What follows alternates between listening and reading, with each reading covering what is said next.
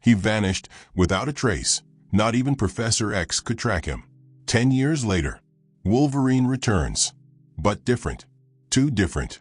He smiles too much, bleeds too little, and calls Spider-Man by a name no one knows. The Avengers welcome him back, but Peter stays silent, watching, until Logan says something no one ever told him. And that's when Spider-Man runs. Because the man in that suit isn't Wolverine. And now he's hunting Peter next. The temperature in northern Alberta dropped below -40, but the man walking out of the woods didn't feel cold. Snow clung to his boots, melting the moment it touched him.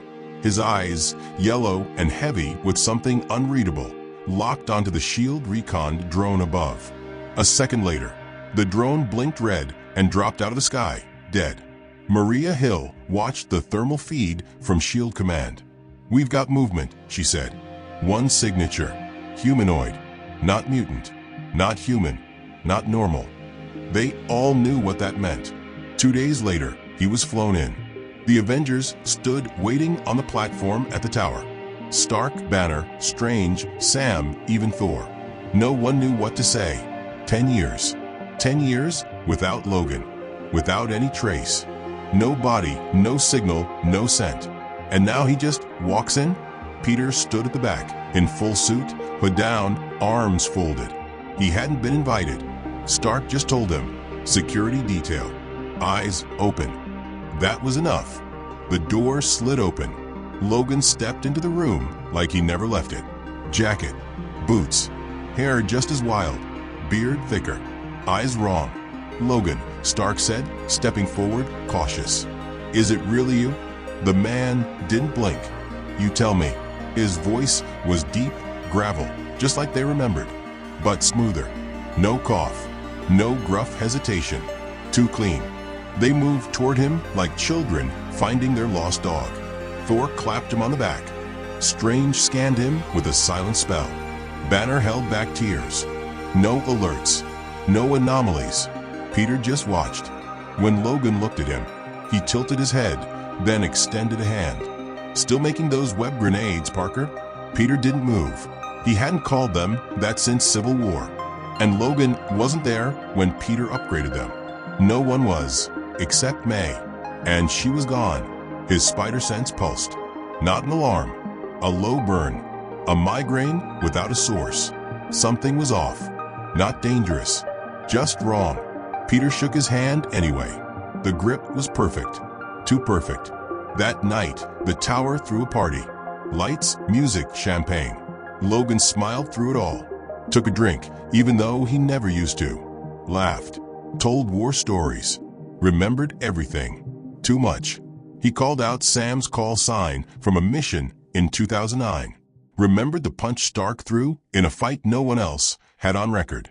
He hugged Natasha's statue and whispered something in Russian that made Strange raise an eyebrow. Peter leaned against the balcony edge, watching it all like a scene in a movie he didn't audition for. Then he opened the tower's internal scanner on his suit. He focused on Logan. No elevated body heat. No adrenaline. No deviation in heart rate. But his shadow. Peter paused, then zoomed in. In the reflection, Logan's claws were out. But not 3. 6. 3 from each hand. One curving inward like a mantis hook. Peter blinked. Looked again. The shadow was normal now. He turned to Stark, who was pouring drinks. "Tony," Peter said, "something's not right." Stark raised an eyebrow. "You're gonna say that about a guy we buried 10 years ago who just came back looking better than any of us?" "Yeah, no kidding." "No, I mean," Peter hesitated. He couldn't say it. Not here. Not when everyone was smiling like they'd just won the lottery. "Never mind." "Go relax, kid," Stark said. "Enjoy the miracle for once." Peter walked out. That night, he opened his laptop, pulled up every last recorded mission file with Logan on it. Voice analysis, facial tics, language use. Then he compared it to tonight. It didn't match. Sure, the words were right, but the pauses were gone. The frustration, the growl. The Wolverine who came back was a version of Logan, not the man himself. And that terrified Peter more than anything. The next morning, He visited Logan's quarters. Quiet knock. No answer. He slipped inside. The room was spotless. Unnaturally so. Wolverine's old room always smelled like sweat, metal, whiskey, and blood. This one smelled like nothing. Peter scanned the closet. No boots. No old uniforms. Just one jacket hanging on a steel hanger. He found a small black box tucked beneath the bed. Inside, a bone shard. He pulled out a scanner. It was human, but not Logan. Then the lights flickered. Peter turned fast, web shooter primed. Logan stood in the doorway, arms crossed. You always snoop through your teammates' rooms. Peter didn't move. Was just curious. Logan stepped forward. Slow. Deliberate. You never liked me, did you? Peter smiled nervously. You stabbed me in the leg the first day we met. Did I? Logan said. Peter's heart stopped. You said you did. At Avengers training. When I beat you time. Logan grinned. Guess I forgot. Peter, step back. You never forget anything. For a beat, Logan didn't speak. Then, soft and smooth, he said, You're right. His claws slid out, all six. And Peter ran. Down the corridor. Through the glass halls. Alarms flashing. Web lines firing. Logan didn't chase him. He didn't need to. He just whispered, echoing through the halls. You're the only one who knows, Peter. But that won't last. Peter didn't tell anyone he ran. He just didn't show up the next morning. By the time the Avengers had their morning debrief, Peter was across the city, crouched beneath the steel beams of a half-built tower in Queens. Suit torn, web shooters cracked. One arm still trembling from the way that thing had looked at him. Not Logan. Not even close. He hadn't attacked. Not physically. But Peter could feel it. That thing didn't blink. Didn't breathe like him. And when it spoke, there was something empty behind it. Like a recording trying too hard to sound real. He needed proof. So Peter broke into the Xavier archives. Not through the front door, through the basement. Through a tunnel Jean Grey once told him about back when the X-Men still trusted outsiders. He didn't even disable the alarms. He just moved fast enough to avoid them. Inside, he found the Cerebro backups.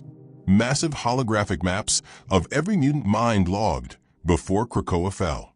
Peter's fingers danced across the console. Logan's last trace, 10 years ago, was heading toward a classified X-point above Earth. Near the moon. Then nothing. Dead stop. Peter triggered a spectral projection. Logan's neural pattern just cut out mid-step. Not like someone dying. Like someone being interrupted. He exported the file to a micro drive and vanished before the defenses realized he was ever there. Back at his lab, Peter played the audio on loop. The final transmission from Logan's mind wasn't fear. It was confusion. A single sentence. What the hell is that? That was it. The last thought. Then, radio silence for a decade. Peter called Forge. He didn't want to, but there weren't many people left who could decode what this meant. Peter. Forge's voice crackled through a dusty comm screen. Didn't expect to hear from you. I found Logan, Peter said, but I don't think it's him. Forge narrowed his eyes. Say that again. He's back. The Avengers welcomed him, but I saw something. He's different. Like built. Forge's face dropped. Where are you? Lower Manhattan. Bring me a blood sample. Or skin. Anything. Now, Peter knew it was dangerous. But he also knew Logan. The thing hadn't locked his door. That was a mistake. That night, Peter re-entered the tower. Silent. Invisible. He found Logan sitting alone. Eyes closed. Not asleep, just still. He slid a fiber strand from his wrist launcher and snagged a stray hair from Logan's jacket collar. Then he froze. Logan's eye opened. You always this sneaky, kid? Peter didn't reply. Logan didn't move. Peter backed out, step by step, heart hammering in his ribs. No sudden moves. No words. Once clear, he launched into the night sky without turning back. By dawn, he was in Forge's underground lab. The tech mutant looked older, wearier, surrounded by machines that never blinked. He placed the hair in the scanner. 30 seconds.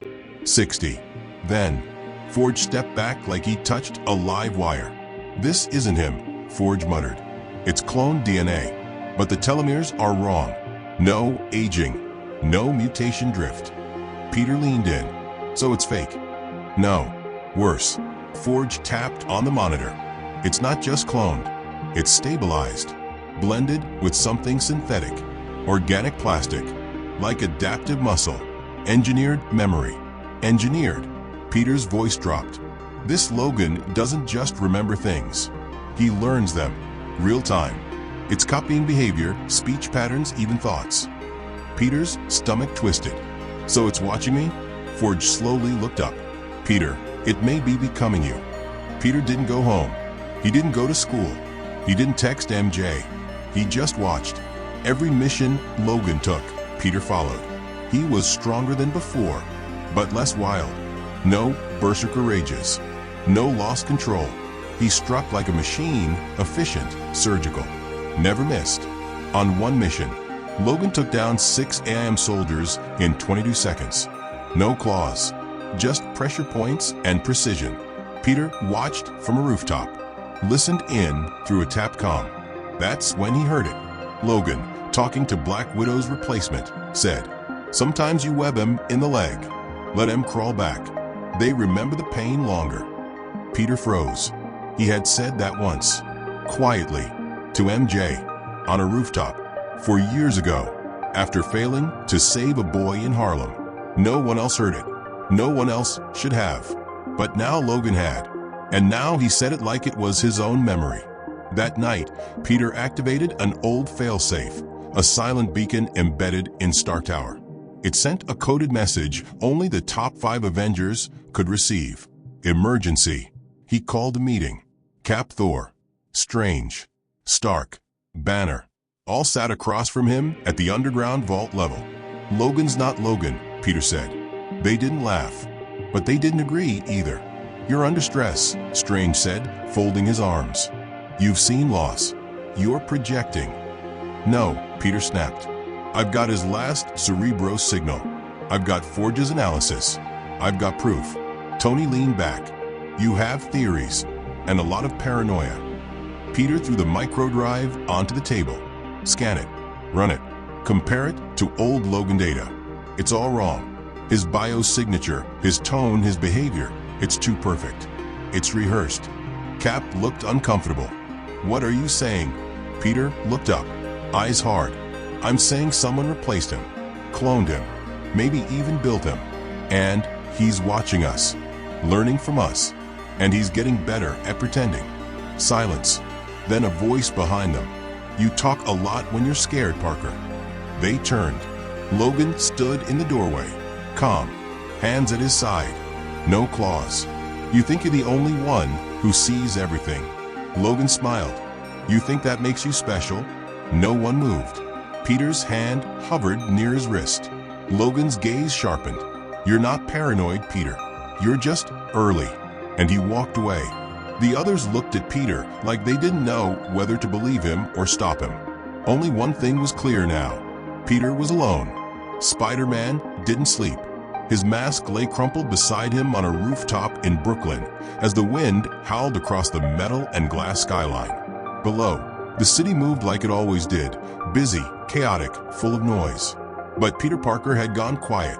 Inside his palm, he held the DNA results from Beast.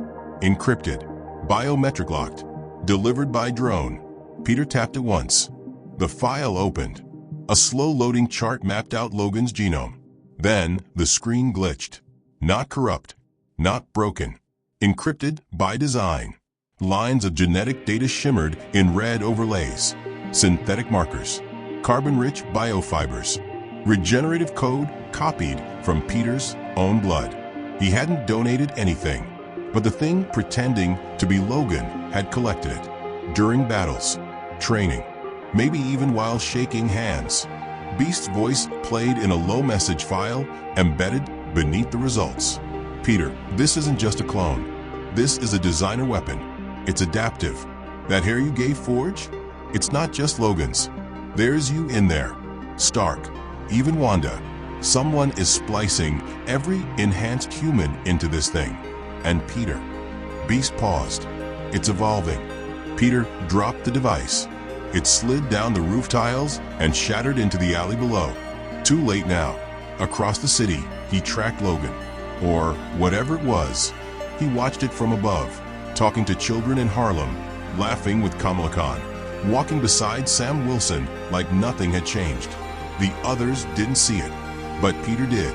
It didn't blink when lights flashed, didn't breathe when running, didn't cast a true shadow when the sun was behind it. Every day, it was learning faster, and now it was acting like him. Peter heard it tell a S.H.I.E.L.D. agent a dumb joke only Peter had told MJ. He heard it quote something Aunt May once whispered to him after Ben died. Nobody else could know that. Nobody alive. He broke into the old Sanctum archives next. Strange wouldn't help him directly, but Peter knew the back entrances. He needed to find out if any ancient species had ever done something like this. Cloning mutants wasn't new, but cloning memories? That was something darker. In a dusty scroll locked behind a stasis cube, he found it. The Carrion Protocol, a forbidden practice by an extinct alien species, harvesting a subject's DNA and memories to create a living echo. Not just a clone, a replacement. Not meant to mimic, meant to become. So perfect that the original dies, and no one notices. Peter felt his stomach twist. Logan was still alive. He had to be, because this thing was not finished yet. Back at his lab, Peter ran one last simulation. He uploaded every video he had of the clone, analyzed speech rhythm, body motion, facial expressions, then compared it to himself. 83% match. A week ago it was 61. The thing wasn't pretending to be Logan anymore. It was mutating into something else. Him. That night, he confronted it. No Avengers. No backup. No explanations. Just him on the tower roof. Logan was already there, as if waiting. Spider sense trigger you again? Logan asked, no emotion in his voice. Peter didn't answer. He stepped forward. You're not Logan, and you know it. The thing grinned. Took you long enough. Peter fired a web straight at its chest. It didn't dodge. The web stopped midair, sliced clean in half. A second later, the claws came out. 6 of them, chrome-tipped, razor-thin, coated in a shimmer Peter recognized, vibranium dust. Peter leapt sideways, fired a triple web line, caught a crane arm, and swung around for a kick. The thing caught his ankle mid-spin, spun him, and slammed him into the tower wall. Peter's body folded like cloth, pain shooting through his ribs. But he recovered, fast. He had to. Where's the real Logan? Peter coughed. The thing didn't answer, just stalked forward. You're not done, Peter said. You're still becoming. The clone paused, smiled. That's right. I was never meant to be Logan. I was just the doorway. Peter's eyes narrowed. Doorway to what? To you. It launched again. They clashed across the rooftop, Peter flipping backward, launching web punches, dodging strikes that would cut metal. The claws sparked across steel. One sliced into Peter's side. Shallow, but burning. Poisoned. He rolled, jammed a modified shock disc onto the clone's back, triggered a pulse. The clone froze mid-swing. Peter jumped onto its back, yanked off a section of skin. Underneath, circuits laced with nerves. Biotech, alien. He injected it with a formula he'd made the night before, memory tracer. If it was stealing his identity, maybe he could trace where it sent the data. The clone roared, then stopped. Eyes flickered. I see you now, Peter, it said quietly. Peter stepped back. I've always seen you. It leapt off the building, vanishing into the night. Peter stood alone, bleeding. But the data tracer blinked green. It had worked. He followed the signal. Not to another lab. Not to a villain's hideout. Not even to space. To a grave. Wolverine's grave, which was supposed to be empty. Peter arrived at the site, deep in the Canadian wilderness. Snow fell quietly as he brushed aside the fake tombstone. Underneath was a hatch, locked by alien script. Peter held up the tracer. It blinked once, then turned red. The hatch opened on its own, and down below something moved. Something alive. Something breathing through a mask of ice. And Peter finally saw what he feared the most. Logan, the real one, still alive, still frozen, still screaming in silence. Peter didn't speak. He couldn't. His breath fogged up the frost-covered air as he stared down into the frozen chamber. The real Wolverine was encased in a column of translucent ice, fists clenched, teeth bared in a silent scream. Tubes ran through his back. His body twitched every few seconds like he was trapped in a loop, living the same pain again and again. Above him, alien devices blinked in steady rhythm. Peter's tracer pulse green. The data was flowing into this machine. The clone wasn't just learning. It was sending back everything it absorbed. Emotions, words, memories. Peter reached toward the ice, and the entire chamber went red. He'd triggered something. A pulse of force exploded outward, throwing him backward against the tunnel wall. He slammed down hard, vision flashing. Before he could recover, a security drone emerged. No metal, just bone and tendrils and a hovering red eye. Peter blasted it with a repulsor web mix. It melted in acid sparks, screeching like a machine in pain. He fired his emergency beacon. Code red. Immediate extraction. Threat level cosmic. Then he ran. Within 6 minutes, he was in the sky. Within 10, the world was watching. But by the time Peter made it back to Earth, a surprise was waiting. An arrest warrant, issued by Stark Industries, backed by S.H.I.E.L.D., signed by the Avengers Council. Peter Parker accused of breaching security, violating the Multiversal Containment Accord, and endangering global peace efforts. Spider-Man is to be taken into custody, immediately and without hesitation. He stared at the broadcast in silence, and then his comms lit up. "Peter, what did you do?" Sam's voice, unsteady. "They think I'm the threat now," Peter said. "They have footage," Sam replied, "of you in Stark's archives, of you attacking Logan." "That's not Logan." "Then who is it?" Sam's voice dropped. Peter didn't answer, because no one else believed him. He was already being hunted. The next day, Thor found him in the sewers beneath Queens. Peter had booby-trapped every exit with web-triggered EMP blasts. Thor walked through them like they were dust. "I don't want to hurt you," Peter said. "Then don't make me try," Thor replied. Peter raised his hands. "The real Wolverine is alive, frozen, cloned. They're using him. We checked the coordinates. Nothing there." Peter froze. "What?" "We got there 2 hours after your signal," Thor said. "Empty cave. No ice. No tech. No Logan. They'd moved him." Peter's voice cracked. "You have to believe me." Thor didn't flinch. "Belief is for gods, Spider-Man, not soldiers." Then the hammer turned. Peter barely dodged. He didn't fight back. He just escaped. And now, Spider-Man was the most wanted hero on Earth. Not by villains, but by his own team. Peter's suit was cracked. One lens shattered. Chest plate scorched. Right web shooter fried. He crouched at the edge of Stark Tower's core reactor level, heart pounding, watching the clone Wolverine tear through a wall like paper. No longer pretending. It didn't snarl or grunt. It didn't speak. It stalked. The face was still Logan's. The scars, the stubble, the eyes. But something moved beneath the skin, subdermal pulses, like veins made of data. Peter had nothing left to prove. He only had to stop it. He leapt forward with a double kick. The clone spun fast, too fast, grabbed him midair, and slammed him into a pillar. Steel cracked. Peter coughed blood, then yanked a device from his belt. The memory tracer injector, modified. One stab. That's all he needed. He web-zipped behind the clone, flipped, and jabbed it into the spine.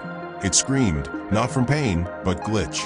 Reality shimmered around its body as holographic projections blinked. Voices, memories, images, flashing. Aunt May, MJ, Stark's voice, Xavier's words, Logan's final scream, Peter's childhood laughter. It had stolen everything.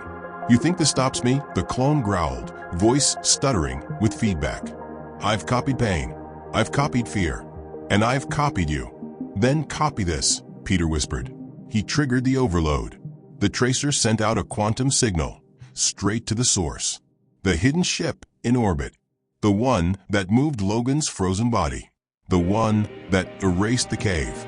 The signal burned a message into the clone's neural network. Target compromised. Initiate purge. The clone dropped to its knees. For a moment, it looked up. Peter stared into its eyes and saw something human. Just for a second. Not Logan. Not alien. Just a lost echo. "Did I do it right?" the clone asked. Quiet. Childlike. Peter didn't speak. It collapsed, body twitching, liquefying into ash and nanofibers.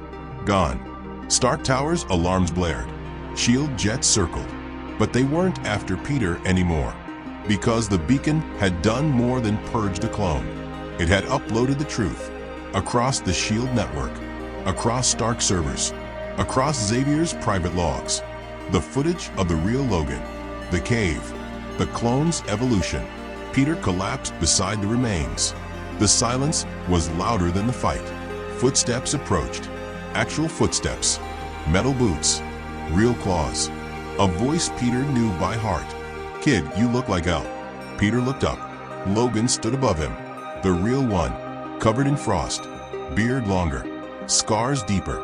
But his eyes, those were his. Peter smiled through broken ribs. "You look worse." Logan laughed. "I'll take that." Later, after the tower was secured, after S.H.I.E.L.D. ran every scan, after the Avengers stood in silent shame, Peter stood alone on a rooftop again, watching the city breathe. Logan stepped beside him, sipping something strong. "You saved my life," he said. "No, I just stopped someone else from stealing it." Logan nodded, then looked at him. "I saw some of what it became. Before I woke up." Peter didn't reply. "It liked being you." Peter stared out at the skyline. "Yeah," he said. "I think I do too." They stood in silence. And for the first time in 10 years, Wolverine was home.